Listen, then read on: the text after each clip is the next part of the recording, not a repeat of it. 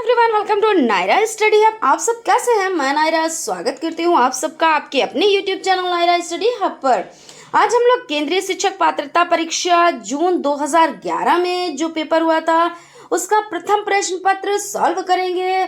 सो आप वीडियो को बिल्कुल भी स्किप ना करें और वीडियो को लास्ट तक जरूर देखें, क्योंकि ये आपको आपके एग्जाम में बहुत ज़्यादा हेल्प कराएगा। क्योंकि आप लोग जानते हैं कि क्वेश्चंस रिपीट होते हैं। अगर आप हमारे चैनल पर नए हैं तो चैनल को सब्सक्राइब जरूर कर लें और बेल आइकन को भी जरूर प्रेस कर दें, जिससे आने वाली वीडियोस आप तक पहुंच सके। तो चलते हैं आज की सीरीज का फर्स्ट नंबर क्वेश्चन देखते हैं। फर्स्ट नंबर क्वेश्चन में है, निम्नलिखित प्रश्नों के उत्तर देने के लिए सबसे उचित विकल्प चुनिए। तो इसमें जो फर्स्ट क्वेश्चन है वो आपका हो जाता है, पाठ में दिए गए चित्रों का क्या उद्देश्य होता है? तो चित्र अमूर्त संकल्पनाओं को समझने में सहायता करते हैं, या चित्रों से पाठ्य पुस्तक आकर्षित बनती है, या आपका हो जाता है चित्र पाठ शोभा बढ़ाते हैं, या डी ऑप्शन आपका हो जाता है पाठ्य पुस्तक में चित्र देने का प्रचलन है। तो इसमें देखिए कौन सा ऑप्शन आपका राइट हो जाता है, यानी कि देखिए चित्र अमूर्त संकल्पनाओं को समझने में सहायता करते हैं, यानी कि ए ऑप्शन आपका राइट हो जाता है, ना कि चित्रों से पाठ्य पुस्तकें आकर्षित बनती हैं। अगर पाठ्य पुस्तकें आकर्षित हैं और बच्चों को उसमें कुछ भी नहीं समझाया जा रहा है तो ये आप लोगों के लिए, ये बच्चों के लिए बेकार हो जाती हैं। चित्र पाठ की शोभा बढ़ाते हैं, सिर्फ शोभा के लिए पुस्तकें होती हैं, या पाठ्य पुस्तक में चित्र देने का प्रचलन है, ऐसा भी नहीं है। तो इस अकॉर्डिंग आपका A option is the right answer.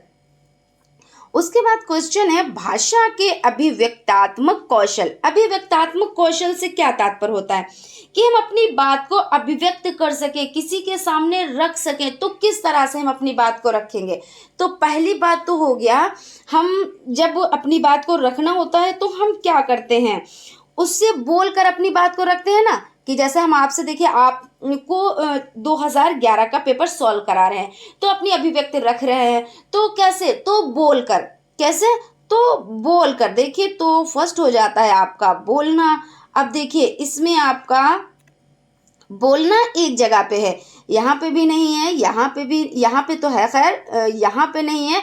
अब बचा आपका सी और बी। अब इसमें देख लेते हैं, जब अभिव्यक्ति आप करना चाहते हैं, अभिव्यक्तात्मक होना चाहते हैं, यानी तो क्या करेंगे आप? अगर बात नहीं कह पाएंगे, जैसे कि हम अपनी कोई बात नहीं कह पाते हैं आप लोगों से, या नहीं कह पाए, तो अब हम किसके माध्यम से कहेंगे? तो क्या है, अगर आप हमारे, जैसे कि मान लीजिए हमारा वीडियो आपने प्ले किया, आपने हमारा वीडियो चलाया, उसके बाद क्या हुआ, आप उस वक्त सुनने की कंडीशन में नहीं है, फॉर एग्जाम्पल, तो क्या करेंगे? आपने वॉइस को कम कर दिया और उसके बाद आप नोट्स देखने लगे, तो क्या हुआ, तो आपने जो हमने लिखा है उसको आप देख रहे हैं, जो हमारी अभिव्यक्ति है आप हम लिखावट से, लिखने से आप समझ रहे हैं, है ना। तो यहाँ पे क्या हो जाएगा, लिखना हो जाएगा, क्योंकि हम अपनी अभिव्यक्ति पहले तो हम बोलकर सबसे फर्स्ट नंबर पे पहुंचा सकते हैं और उसके बाद हम लिखकर। और एक एग्जाम्पल ऐसे भी है कि देखिए, जैसे कोई पास में है कोई व्यक्ति, तो उससे हम अपनी बात कैसे कहेंगे? तो हम बोल कर कहेंगे। अब वही व्यक्ति या दूसरा व्यक्ति और दूसरे व्यक्ति से हम बात पहुंचाना चाहते हैं, लेकिन वो यहाँ पे नहीं है, तो हम क्या करेंगे? तो हम उसको लिख के चिट्ठी भेजेंगे ना, या मैसेज करेंगे, तो लिखेंगे। तो ये ऐसे हो गया आपका बोलना और लिखना। आई होप आप लोगों के बहुत अच्छे से समझ में आया होगा, बोलना और लिखना, यानी कि C option is the right answer. उसके बाद चलते हैं क्वेश्चन की तरफ। क्वेश्चन है, प्राथमिक स्तर पर कौन सा भाषा शिक्षण का उद्देश्य नहीं है? तो यहाँ पे देखिए नहीं ही की बात हो रही है, यानी हमको नेगेटिव देखना है। तो विभिन्न संदर्भों में भाषा का प्रभावी प्रयोग करना, या स्पष्टता एवं आत्मविश्वास के साथ अपनी बात कहना, या वर्णमाला को क्रम से कंठस्थ कराना। अब देखिए जहाँ पे कंठस्थ की बात आ रही है, रटने की बात आ रही है, याद कराने की बात आ रही है, तो वो आपका नेगेटिव हो जाता है और यहाँ पे नेगेटिव ही पूछा गया है, इसलिए आपका नेगेटिव का भाई नेगेटिव हो जाता है, यानी कि आपका सी ऑप्शन राइट हो जाता है, वर्णमाला को क्रम से कंठस्थ कराना। उसके बाद क्वेश्चन देख लेते हैं। क्वेश्चन है आपकी स्क्रीन पर, उपचारात्मक शिक्षण की सफलता निर्भर करती है। तो उपचारात्मक शिक्षण की सामग्री पर, भाषिक नियमों के ज्ञान पर, समय व अवधि पर, या समस्याओं के कारणों की सही पहचान कर। तो उपचारात्मक शिक्षण, देखिए सबसे पहले क्या होता है, निदानात्मक शिक्षण होता है। निदानात्मक शिक्षण में क्या होता है कि जैसे आप डॉक्टर के पास गए, पहले उसने जांच करी, ऐसा नहीं है, एग्जाम्पल दे रहे हैं, कोई ना डॉक्टर के पास जाए क्योंकि अच्छी बात नहीं होती है डॉक्टर के पास जाने की, लेकिन मैं एग्जाम्पल दे रही हूँ कि जैसे कोई भी बंदा है तो वो डॉक्टर के पास गया, तो सबसे पहले उसने क्या किया, पहले जांच की। पहले तो ऐसा नहीं है कि दवा खिला दी या इंजेक्शन लगा दिया, ऐसा तो नहीं है। सबसे पहले उसने जांच की, देखा कि क्या प्रॉब्लम है, तो इसका मतलब क्या हुआ, निदान हुआ, निदानात्मक हुआ। उसके बाद जब उसको पता चल गया कि ये बीमारी है या इस तरह की समस्या है, तो उसका उपचार करते हैं। तो क्या हो जाता है कि सबसे पहले क्या क्वेश्चन देख लेते हैं, उपचारात्मक शिक्षण की सफलता निर्भर करती है। तो इसमें आपका हो जाएगा समस्याओं के कारणों की सही पहचान पर, क्योंकि देखिए जब समस्याओं की सही पहचान होगी तो इलाज भी सही से होगा। अब ऐसा नहीं है कि डॉक्टर के पास गए, उसने तुरंत दवा दे दी और उसको खा लिया, तो जब उसको पता ही नहीं होगा कि बीमारी क्या है, तो आपका डी ऑप्शन राइट हो जाता है, यानी कि समस्याओं के कारणों की सही पहचान पर। उसके बाद क्वेश्चन है, भाषा कौशलों के संबंध में कौन सा कथन उचित है।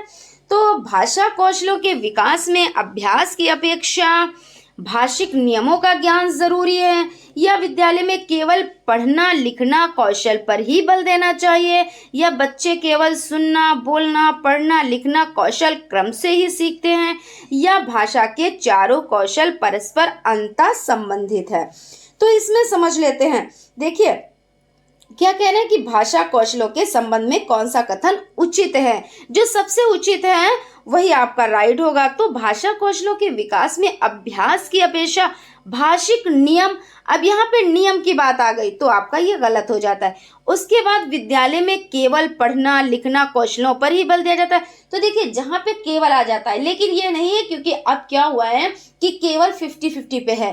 कभी कभी जैसी सिचुएशन होती है, जैसी कंडीशन होती है क्वेश्चन की, उस अकॉर्डिंग आपको केवल को यूज करना है। कभी कभी पॉजिटिव में भी हो जाता है, कभी नेगेटिव में हो जाता है। मतलब ये हो जाता है कि केवल जो शब्द है वो 50-50 पर रहता है। तो यहाँ पे जो आपका केवल है तो आपका नेगेटिव हो जाता है। उसके बाद आगे बढ़ते हैं, देखिए बच्चे केवल, अब यहाँ पे भी केवल आ गया। अब आप केवल देख के काट दें तो ये भी नहीं सही है। हम इसको पहले देखते हैं कि ऐसा तो नहीं 50 में नेगेटिव था तो 50 में पॉजिटिव है, हो सकता है यहाँ पे पॉजिटिव में हो। तो बच्चे केवल सुनना बोलना पढ़ना लिखना कौशल क्रम से ही सीखते हैं। तो सुबोपाली देख लेते हैं, सबसे पहले समझ लेते हैं सुबोपाली। तो आपका क्या हो जाता है, या आप छोटी की मात्रा लगा दें तो लिखना, लेकिन ट्रिक इसी तरीके से होती है। खैर, तो सुनना बोलना पढ़ना और लिखना, तो आपका देखिए सुनना भी हो गया और बोलना भी हो गया, पढ़ना भी हो गया और लिखना भी हो गया, यानी आपका ये सही हो जाता है। यहाँ पे जो आपका केवल है वो आपका क्या हो गया, वो पॉजिटिव में हो गया। तो इस अकॉर्डिंग आपका C option is the right answer. उसके बाद क्वेश्चन आ गया आपकी स्क्रीन पर, एक बहुसांस्कृतिक कक्षा में आप एक भाषा शिक्षक के रूप में किस बात को अधिक महत्व देंगे। तो भाषा शिक्षक के रूप में आप किस बात पर अधिक महत्व देंगे, तो देखते हैं, बच्चों को भाषा प्रयोग के अधिक से अधिक अवसर देना। अब देखिए फर्स्ट ही ऑप्शन पे आपको मिल गया अवसर देना। जहाँ पे अवसर देने की बात हो, जहाँ पे अच्छे माहौल की बात हो, अच्छे वातावरण अच्छे परिवेश की बात हो, वो आपका आंसर राइट हो जाता है। तो आपका अवसर ये आपका राइट हो जाता है। फिर भी हम ऑप्शन देख लेते हैं, पाठ्य पुस्तकों के प्रत्येक पाठ को भली भांति समझाना, बच्चों को व्याकरण सिखाना, स्वयं शुद्ध भाषा प्रयोग। तो जो सबसे पहले हमको बेस्ट आंसर मिल गया है कि बच्चों को भाषा प्रयोग के अधिक से अधिक अवसर देना, तो इससे बेस्ट आंसर तो हो ही नहीं सकता, क्योंकि बच्चों को जब आप अवसर देंगे, बच्चे स्वयं करके सीखेंगे, वो एक्टिविटी करेंगे, तो क्या होगा, बच्चे आसानी से सीख पाएंगे। तो इसलिए आपका A option is the right answer. उसके बाद क्वेश्चन है, हिंदी की कक्षा में प्रायः हिंदीतर भाषी बच्चे हिंदी सीखने में अनेक कठिनाइयों का सामना करते हैं, क्योंकि प्राय हिंदी और उनकी मातृभाषा की संरचना में अंतर होता है। वे मन लगाकर हिंदी नहीं सीखते, हिंदी सीखने के प्रति उनमें अरुचि होती है और हिंदी बहुत कठिन है। तो देखिए, ये इसी तरीके से आपके पहले से ही गलत हो गए, वे मन लगाकर हिंदी नहीं सीखते हैं, तो ऐसा तो नहीं है, मतलब हिंदी नहीं मन लगा के सीखे और भी सब्जेक्ट सीख लिए, ऐसा नहीं है। जो बच्चे पढ़ने में मन लगाते हैं, जिनको अच्छा परिवेश मिलता है, जिनको अच्छा वातावरण मिलता है, जिनको अवसर दिए जाते हैं, तो बच्चे मन लगा के सीखते हैं। ऐसा नहीं है कि बच्चे मन नहीं लगाते हैं, वो तो शिक्षक पर। अब ऐसा नियम हो गया है कि आप बच्चे को ये नहीं कह सकते कि बच्चा अच्छा नहीं है। अगर बच्चे में कोई प्रॉब्लम है तो मतलब क्या है कि शिक्षक ने उसको अच्छे से अच्छे परिवेश में शिक्षा नहीं दी है। आप ऐसे नहीं कह सकते कि आपका बच्चा अच्छा नहीं है या बच्चा पढ़ाई में मन नहीं लगा रहा है, क्योंकि बच्चा क्यों नहीं पढ़ाई में मन लगा रहा है आपको यही तो जानना है। आप तो मार्गदर्शक हैं, आपको उसकी समस्या को जानना है, आखिर क्यों वो मन लगा के नहीं पढ़ रहा है। तो ऐसा नहीं है क्योंकि वो मन लगाकर हिंदी नहीं सीखता, क्यों नहीं सीख रहा है, तो आप उसकी समस्या जानें, फिर उसका निराकरण करें। फिर हिंदी सीखने के प्रति उसमें अरुचि होती है, क्यों अरुचि है इस पे आप ध्यान दें। उसके बाद हिंदी बहुत कठिन भाषा है, तो कठिन और सरल कुछ होता नहीं है। जिस भाषा को आपने सीख लिया वो आपके लिए सरल हो गई, और जिस भाषा को आपने नहीं सीखा वो आपके लिए कठिन हो जाती है। तो इसलिए ये भी आपका ऑप्शन गलत हो जाता है। इस अकॉर्डिंग आपका A option is the right answer, यानी प्राय हिंदी और उसकी मातृभाषा की संरचना में अंतर होता है। यानी कि वो अपनी जब मातृभाषा यानी कि जो उसकी मातृ जबान होती है यानी मातृभाषा होती है, मदर टंग होती है, तो वो और जब विद्यालय पहुंचता है तो वहाँ पे जो हिंदी पढ़ाई जाती है तो उसमें क्या होता है, फर्क तो होता है। उसके बाद वो बच्चा धीरे धीरे सीखता है चीज़ों को। तो आपका राइट आंसर यही हो जाता है, यानी A option is the right answer. I hope आप लोगों को बहुत अच्छे से समझ में आ गया होगा। बोलना कौशल में महत्वपूर्ण है। अब देखिए यहाँ पे क्या है, बोलना कौशल की बात की जा रही है, तो आप समझिएगा, क्योंकि देखिए कुछ चीज़ें क्या होती है जो रोज़मर्रा में होती हैं, सभी लोगों के साथ में होती है, उस तरह के क्वेश्चंस आ जाते हैं। तो क्या होता है कि वो आंसर तो आप अपने माइंड से ही उसको अच्छे से कर सकते हैं, लेकिन कभी कभी कंफ्यूजन आ जाती है कि ऐसा क्या, ये क्या सही हो सकता है, लेकिन रियल में वही चीज़ सही होती है। तो मधुरवाणी हो जाती है, महत्वपूर्ण क्या है ये बात हो रही है, तो मधुरवाणी हो जाती है संदर्भ एवं स्थिति के अनुसार अपनी बात कह सकना, स्पष्ट एवं शुद्ध उच्चारण या अलंकारिक भाषा का प्रयोग। तो इसमें सबसे पहले जो बोलना कौशल है उसमें संदर्भ एवं स्थिति के अनुसार अपनी बात कह सकना।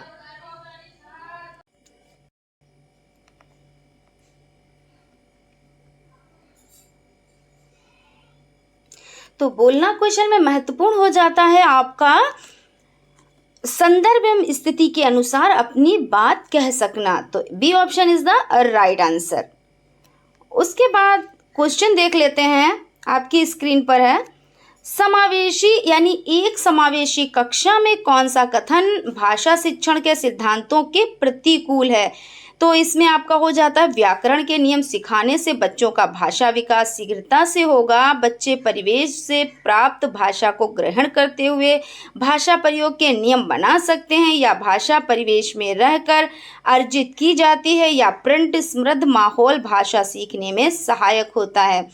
तो आपका जो क्वेश्चन है देखिए, एक समावेशी कक्षा में कौन सा कथन भाषा शिक्षण के सिद्धांतों के प्रतिकूल है। तो प्रतिकूल देखना है, यानी व्याकरण के नियम सिखाने में बच्चों का भाषा विकास शीघ्रता से होता है। ये आपका क्या हो जाएगा, ये आपका राइट आंसर हो जाएगा। देखिए, व्याकरण के नियम सिखाने से बच्चों का भाषा विकास शीघ्रता से होता है, या कथन समावेशी कक्षा में भाषा शिक्षण के सिद्धांतों के क्या है, तो प्रतिकूल है। तो तो इसलिए आपका A option is the right answer. उसके बाद क्वेश्चन है, कहानी सुनाने से बच्चों की कल्पना शक्ति व चिंतन शक्ति का विकास होता है, बच्चे प्रसन्न होते हैं, बच्चे कक्षा में एकाग्रचित होकर शांत बैठते हैं, या बच्चे अनुशासित रहते हैं। तो क्या क्वेश्चन है, देखिए,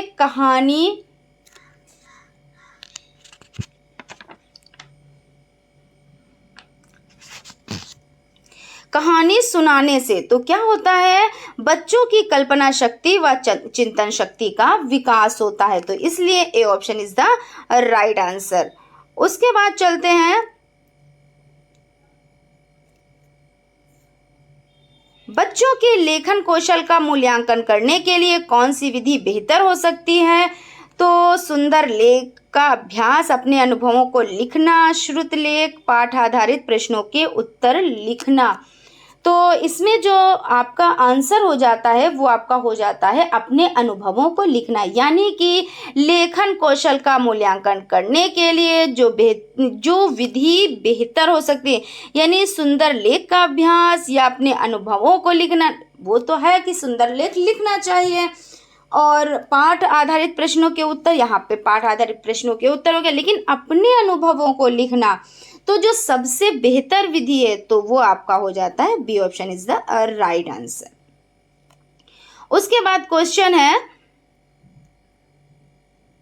एक भाषा शिक्षक के रूप में सबसे बड़ी चुनौती है, तो बहुभाषिक कक्षा के शिक्षण के लिए उचित रणनीतियां तय करना, या बच्चों को भाषा सिखाने के महत्व से परिचित कराना, या बच्चों की भाषा को संचार साधनों के प्रभाव से मुक्त रखना, या भाषा संसाधनों का अभाव है। तो आपका जो राइट आंसर हो जाता है वो हो जाता है बहुभाषिक कक्षा के शिक्षण के लिए उचित रणनीतियां तय करना एक भाषा शिक्षक के रूप में सबसे बड़ी चुनौती है। क्या है, तो बहुभाषिक कक्षा के शिक्षण के लिए उचित रणनीतियां तैयार करना। उसके बाद क्वेश्चन की तरफ चलते हैं। नेक्स्ट क्वेश्चन है आपकी स्क्रीन पर, भाषा शिक्षण में पाठ्य पुस्तक है तो अनावश्यक है, एकमात्र साधन है, या साध्य है, या साधन है। तो देखिए, भाषा शिक्षण में क्या होता है, पाठ्य पुस्तक एक साधन होता है, परिवार, विद्यालय, समाज आदि भाषा शिक्षण के अन्य साधन है, तो इसलिए आपका जो डी ऑप्शन है वो आपका राइट हो जाता है, यानी कि साधन है। उसके बाद क्वेश्चन है, गृह कार्य के बारे में कौन सा कथन उचित है, तो गृह कार्य देना अति आवश्यक है, या गृह कार्य अभिभावकों को व्यस्त रखने का उत्तम साधन है, यानी कि अति आवश्यक है ऐसा भी नहीं है, और गृह कार्य अभिभावकों को व्यस्त रखने का उत्तम साधन है तो ये भी नहीं है। बच्चों की क्षमताओं स्तर के अनुसार गृह कार्य दिया जाना चाहिए, तो जी हाँ, बच्चों की क्षमताओं स्तर के अनुसार गृह कार्य दिया जाना चाहिए। डी ऑप्शन भी देख लेते हैं, गृह कार्य कक्षा में किए गए कार्य का अभ्यास मात्र है, तो आपका अभ्यास मात्र यानी आपका ये भी रॉन्ग हो जाता है। इस अकॉर्डिंग आपका C option is the right answer. Friends, अगर आप हमारे चैनल पर नए हैं तो चैनल को सब्सक्राइब ज़रूर कर लें और बेल आइकन को भी ज़रूर प्रेस कर दें, जिससे आने वाली वीडियोस आप तक पहुंच सके। देखिए, क्वेश्चन है, प्राथमिक स्तर पर बच्चों की भाषा शिक्षा के संदर्भ में निम्नलिखित में से कौन सा कथन असत्य है। तो यहाँ पे देखिए असत्य की बात हो रही है, तो देख लेते हैं। सुधार के नाम पर की जाने वाली टिप्पणियों व निरर्थक अभ्यास से बच्चों में अरुचि उत्पन्न हो सकती है। उसके बाद है, बच्चे समृद्ध भाषा परिवेश से सहज और स्वतः रूप से भाषा में परिमार्जन कर लेंगे। बच्चे भाषा की जटिल और समृद्ध संरचनाओं के साथ विद्यालय आते हैं। या हो जाता है, बच्चों की भाषा संकल्पनाओं और विद्यालय में प्रचलित भाषा परिवेश में विरोधाभासी भाषा सीखने में सहायक होता है। तो आपका जो डी ऑप्शन है वो राइट हो जाता है, यानी कि देखिए, प्राथमिक स्तर पर बच्चों की भाषा संकल्पनाओं और विद्यालय में प्रचलित भाषा परिवेश में विरोधाभासी भाषा सीखने में सहायक होता है। कथन सत्य है। कौन सा कथन सत्य है, तो आपका डी ऑप्शन सत्य है, यानी सही है। उसके बाद क्वेश्चन है, देखिए क्वेश्चन से पहले क्या है, निर्देश है। गद्यांश को पढ़कर निम्नलिखित प्रश्नों 16 से 24 यानी 16 to 24 में सबसे उचित विकल्प चुनिए। अब इसमें आपको देखिए जितने भी पेपर कराए उसमें कभी स्टार्टिंग में है तो कभी लास्ट में है। इस तरीके से आपके इस तरह के क्वेश्चंस तो हैं ही हैं और आने ही आने होते हैं, जिसमें आपको गद्यांश दिया जाएगा। गद्यांश के अकॉर्डिंग आपको क्वेश्चन के आंसर देने रहते हैं। तो इसमें कभी कभी क्या लगता है कि आंसर ये नहीं ये सही हो सकता है, लेकिन वो आपका सही हो या गलत हो इससे मतलब नहीं है। आपका जो गद्यांश के अकॉर्डिंग सही है वही आपका मान्य होता है। तो इसलिए आप जब भी इस तरह के आंसर दें तो गद्यांश को पढ़कर अच्छे से तभी आप लोग आंसर दें, ठीक है ना। तो देख लेते हैं इसको, सबसे पहले पढ़ लेते हैं, फिर उसके अकॉर्डिंग आंसर की यानी क्वेश्चन की तरफ चलते हैं, क्वेश्चन से फिर आंसर की तरफ चलते हैं। मनु बहन ने पूरे दिन की डायरी लिखी लेकिन एक जगह लिख दिया सफाई वगैरह की। गांधी जी प्रतिदिन डायरी पढ़कर उस पर अपने हस्ताक्षर करते थे। आज की डायरी पर हस्ताक्षर करते हुए गांधी जी ने लिखा, काटने की गति का हिसाब लिखा जाए, मन में आए हुए विचार लिखे जाएं, जो जो पढ़ा हो उसकी टिप्पणी लिखी जाए, वगैरह का उपयोग नहीं होना चाहिए। डायरी में वगैरह शब्द के लिए कोई स्थान नहीं है। जिसने जो पढ़ा है वह लिखा जाए। ऐसा करने से पढ़ा हुआ कितना पच गया यह मालूम हो जाएगा। जो बातें हुई हों लिखी जाए। मनु ने अपनी गलती का एहसास किया और डायरी विधा की पवित्रता को समझा। गांधी जी ने पुनः मनु से कहा, डायरी लिखना आसान कार्य नहीं है, यह इबादत करने जैसी विधा है। हमें शुद्ध व सच्चे रूप में प्रत्येक छोटी बड़ी घटना को निष्पक्ष रूप से लिखना चाहिए। तो कोई बात हमारे विरुद्ध ही क्यों ना जा रही हो, इससे हमारी सच्चाई स्वीकार करने की शक्ति प्राप्त होती है। तो देख लेते हैं, देखिए गांधी जी के रोचक संस्मरण है। उसके बाद इसमें जो क्वेश्चन है वो देख लेते हैं, मनु को अपनी किस गलती का एहसास हुआ। तो उन्होंने डायरी में वगैरह शब्द का प्रयोग किया था। उन्होंने गांधी जी की बात नहीं मानी थी। मनु ने डायरी में काटने की गति का हिसाब लिखा था। उन्होंने डायरी में सही सही बातें लिखी थी। तो देखिए आपका हो जाता है कि मनु बहन ने पूरे दिन की डायरी में लिखा लेकिन एक जगह लिख दिया सफाई वगैरह। गांधी जी डायरी पढ़कर उस पर हस्ताक्षर करते थे लेकिन आज की डायरी पर हस्ताक्षर करते हुए गांधी जी ने लिखा, काटने की गति का हिसाब किया जाए, मन में आए विचार लिखे जाए, जो जो पढ़ा उसकी टिप्पणी लिखी जाए, वगैरह का उपयोग नहीं होना चाहिए। तो मनु को अपनी किस गलती का एहसास हुआ कि उन्होंने डायरी में वगैरह शब्द का प्रयोग किया था, यानी कि A option is the right answer. उसके बाद क्वेश्चन है आपका 17 नंबर का क्वेश्चन है, गांधी जी ने वगैरह शब्द पर अपनी आपत्ति क्यों जताई। वे चाहते थे कि बातों को ज्यों का त्यों लिखा जाए या वगैरह शब्द की जगह आदि शब्द का प्रयोग सही है। ऐसा तो नहीं बताया था कि अध्यायांश में, देखिए अभी हम लोगों ने पढ़ा, ऐसा तो कुछ भी नहीं था। गांधी जी चाहते थे कि सही भाषा का प्रयोग हो, ऐसा भी नहीं था। वगैरह शब्द में कार्य और विचार की स्पष्टता नहीं है। तो इसमें आपका डी ऑप्शन राइट हो जाता है। देखिए गांधी जी ने वगैरह शब्द पर अपनी आपत्ति जताई क्योंकि वगैरह शब्द में कार्य और विचार की स्पष्टता नहीं होती है। क्योंकि गांधी जी ने क्या कहा कि इसमें देखिए डायरी लिखना एक इबादत होती है, ठीक है ना। तो इस तरह आपका D option is the right answer. I hope आप लोगों को बहुत अच्छे से समझ में आ रहा होगा और आप लोग बहुत अच्छे से गद्यांश को कर ले जाओगे। गांधी जी ने डायरी लिखने को इबादत करने जैसा क्यों कहा है। दोनों में सच्चाई और ईमानदारी चाहिए। क्योंकि देखिए गद्यांश में भी आप लोगों ने पढ़ा कि क्या होता है कि डायरी लिखना भी एक इबादत होता है और इसमें भी सच्चाई और ईमानदारी होनी चाहिए, ठीक है ना। तो क्या होता है कि इबादत करने में भी देखिए सच्चाई होनी चाहिए, क्योंकि मन में आपके जब तक सच्चाई नहीं होगी तब तक आप इबादत नहीं कर पाएंगे। तो दोनों में सच्चाई ईमानदारी होनी चाहिए। तो आपके गद्यांश के अकॉर्डिंग देखिए आपका यही आंसर सही हो जाता है, यानी A option is the right answer. उसके बाद क्वेश्चन है, डायरी लिखना इसलिए महत्वपूर्ण है क्योंकि इसमें व्यक्ति का समय अच्छा गुजर जाता है। इसमें व्यक्ति स्वयं का विश्लेषण करता है, स्वयं मूल्यांकन भी करता है। इससे व्यक्ति पूरे दिन किए गए कार्य जमा खर्च का हिसाब किताब कर सकता है। गांधी जी इसे महत्वपूर्ण मानते हैं। तो इसमें आपका जो आंसर हो जाएगा वो आपका हो जाएगा कि डायरी लिखने से व्यक्ति स्वयं का विश्लेषण और स्वयं मूल्यांकन करता है। तो आपका जो बी ऑप्शन है वो आपका राइट हो जाता है। उसके बाद क्वेश्चन की तरफ चलते हैं। क्वेश्चन है, गांधी जी प्रतिदिन डायरी पढ़कर क्या करते थे? तो हस्ताक्षर करते थे ताकि जांच का प्रमाण दिया जा सके, या हस्ताक्षर करते थे क्योंकि यह नियम था, लोगों को उनकी गलती का एहसास कराते थे, डायरी पर हस्ताक्षर करते थे और यह देखते थे कि व्यक्ति अपने कार्य और विचार में किस दिशा में जा रहा है। तो आपका ही आंसर राइट हो जाता है, यानी कि D option is the right answer. उसके बाद क्वेश्चन है, प्रतिदिन शब्द में कौन सा समास है? तो प्रतिदिन शब्द में देख लेते हैं कि प्रतिदिन शब्द में कौन सा समास है। तो प्रतिदिन में अव्ययभाव समास होता है। कौन सा? तो अव्ययभाव समास होता है। इसको भी समझ लेते हैं। जिस पद में पूर्व की प्रधानता हो, किसकी? तो जिस पद में पूर्व पद की प्रधानता हो, पूर्व पद की प्रधानता हो, तो उसे क्या कहते हैं? प्रधानता हो, ठीक है ना।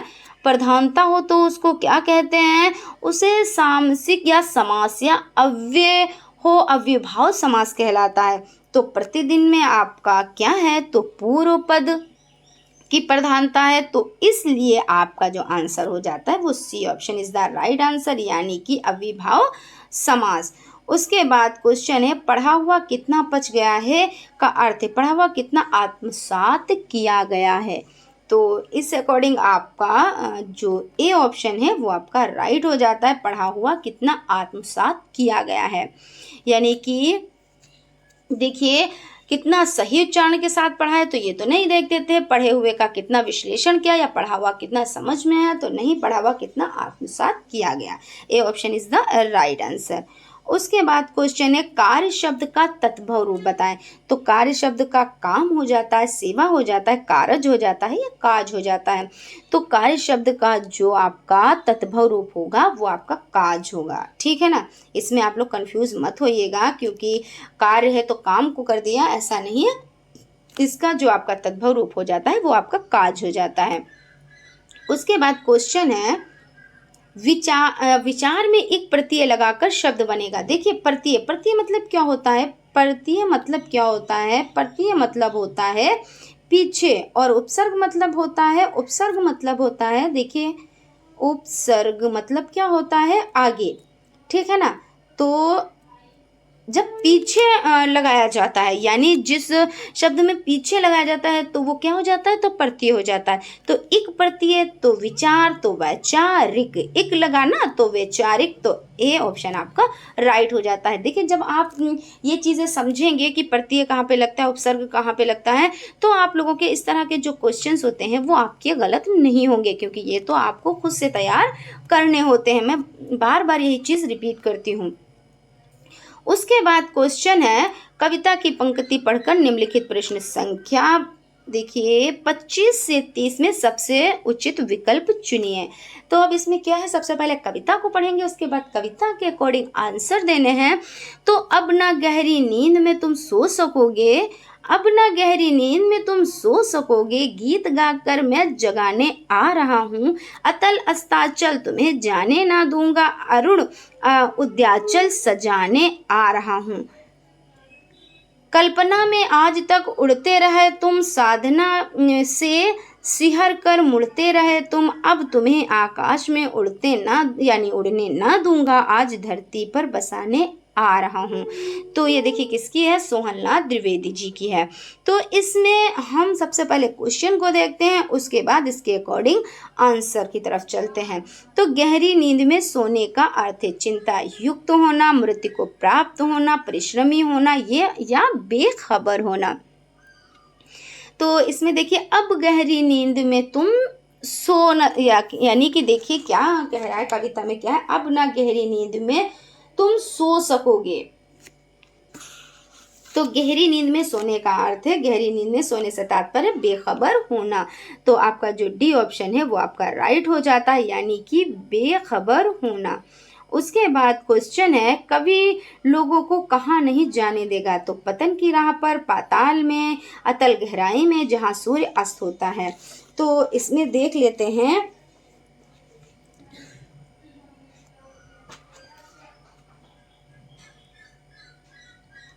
सबसे पहले हम लाइंस देखते हैं, उसके बाद आंसर की तरफ चलते हैं, ठीक है ना। तो कवि क्या कह रहा है, अतल अस्ताचल तुम्हें जाने ना दूंगा। कहाँ, तो अतल अस्ताचल तुम्हें जाने ना दूंगा, क्या कह रहा है कवि, तो इसमें देख लेते हैं,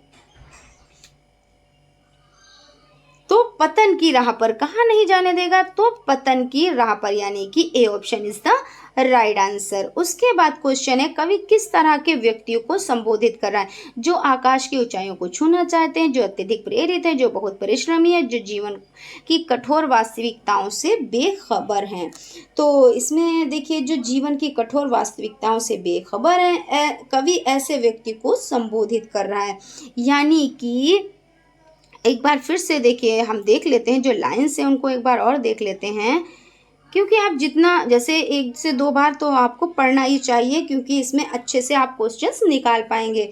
तो जो जीवन की कठोर वास्तविकताओं से बेखबर है, देखिए, अब ना गहरी नींद में तुम सो सकोगे, गीत गाकर मैं जगाने आ रहा हूँ, अतल अस्ताचल तुम्हें जाने ना दूंगा, अरुण उद्याचल सजाने आ रहा हूँ, कल्पना में आज तक उड़ते रहे तुम, साधना से सिहर कर मुड़ते रहे तुम, अब तुम्हें आकाश में उड़ने ना दूंगा, आज धरती पर बसाने आ रहा हूँ। यानी कि जो जीवन की कठोर वास्तविकताओं से बेखबर हैं, ठीक है ना। तो इस अकॉर्डिंग आपका जो आंसर हो जाता है, यानी 27 नंबर का, तो जो जीवन की कठोर वास्तविकताओं से बेखबर है, D option is the right answer. उसके बाद क्वेश्चन है, कवि लोगों को क्यों जगाना चाहता है, या कवि का दायित्व है ताकि लोग गीत सुन सकें, या ताकि मनुष्यों में गतिशीलता आ सके और वे प्रगति के पथ पर आगे बढ़ सके, या सुबह हो गई है, तो ताकि मनुष्यों में गतिशीलता आ सके, क्या कह रहे हैं, गतिशीलता आ सके और प्रगति के पथ पर आगे बढ़ सके। तो आपका C option is the right answer. उसके बाद आपका आज की सीरीज का लास्ट सेकेंड क्वेश्चन है। सो प्लीज़ फ्रेंड्स, अगर आप हमारे चैनल पर नए हैं तो चैनल को सब्सक्राइब ज़रूर कर लें और बेल आइकन को भी ज़रूर प्रेस कर दें, जिससे आने वाली वीडियोस आप तक पहुंच सके। और फ्रेंड्स, हो सके तो कम से कम आप अपने 5 फ्रेंड्स में ये वीडियो ज़रूर शेयर करें, जिससे उनको भी बेनिफिट हो सके, क्योंकि आप लोग जानते हैं कि जो ये पेपर सॉल्व कराए जा रहे हैं, तो ये आप लोगों के लिए कितने इम्पोर्टेंट है, क्योंकि क्या होता है, जो सीटेट में क्वेश्चंस होते हैं वो रिपीटेड होते हैं। वो देखिए, हर बार आपको कुछ क्वेश्चंस ऐसे होते हैं जो मिलते ज़रूर हैं, और जितने पेपर आप लोगों को सॉल्व कराए गए हैं, इसमें से आप लोगों को बहुत ही हेल्प मिलेगी। इसलिए आप लोग अपने फ्रेंड्स में भी वीडियो को शेयर किया कीजिए, जिससे उनको भी बेनिफिट हो सके। तो चलते हैं आज की सीरीज़ पर चलते हैं। तो अस्तल अस्ताचल तुम्हें जाने ना दूंगा, पंक्ति में कौन सा अलंकार है, तो यानी अतल अस्ताचल तुम्हें जाने ना दूंगा। तो इसमें क्या हुआ है, देखिए, आ, ता और ला, आ और सा, ता में आ की मात्रा, चा और ला, यानी देखिए आ, और इसमें अतल में आपका आया, फिर उसके बाद अस्ता चल में आपका आया, ठीक है ना। फिर देखिए, ता अतल में आपका ता आया, उसके बाद अस्ताचल में आपका ता आया, और देखिए ला अतल में आपका ला आया, और उसके बाद अस्ताचल में आपका लाया। तो क्या हुआ, इसमें बार बार वर्णों जो आपके क्या हैं, जो वर्ण हैं, उनकी आवृत्ति हो रही है, बार बार आवृत्ति हो रही है। तो जहाँ पे आवृत्ति होती है तो वहाँ पे क्या होता है, तो वहाँ पे देखिए आपका अनुप्रास अलंकार होता है, श्लेष अलंकार होता है, उपमा अलंकार होता है, या रूपक अलंकार होता है। तो आप लोगों को अच्छे से पता है कि अनुप्रास अलंकार होता है, क्योंकि जब वर्णों की बार बार आवृत्ति हो तो क्या होता है, तो अनुप्रास अलंकार होता है। ये आप देखिए अच्छे से तैयार कर लें, जैसे अनुप्रास अलंकार हो गया, श्लेष अलंकार हो गया, उपमा अलंकार हो गया, रूपक अलंकार हो गया। तो जो आपका ये तो हो गया कि अनुप्रास अलंकार, जहाँ पे वर्णों की बार बार आवृत्ति हो वहाँ पे अनुप्रास अलंकार होता है। तो इस अकॉर्डिंग आपका A option is the right answer. I hope आप लोगों को बहुत अच्छे से समझ में आ गया होगा। फिर उसके बाद चलते हैं आज की सीरीज का लास्ट क्वेश्चन देख लेते हैं। कविता का उपयुक्त शीर्षक हो सकता है, तो जागृति हो सकता है, हर्ष हो सकता है, कोलाहल हो सकता है, या आकाश हो जा सकता है। तो कविता का जो उपयुक्त शीर्षक है वो जागृति है। ठीक है ना, जागृति हो सकता है, यानी कि आपका A option is the right answer. तो फ्रेंड्स, ये आपका पेपर सॉल्व हो जाता है। हम आप लोगों से मिलते हैं नेक्स्ट वीडियो में किसी मोस्ट इम्पॉर्टेंट टॉपिक को लेकर। तब तक के लिए बाय बाय, थैंक यू।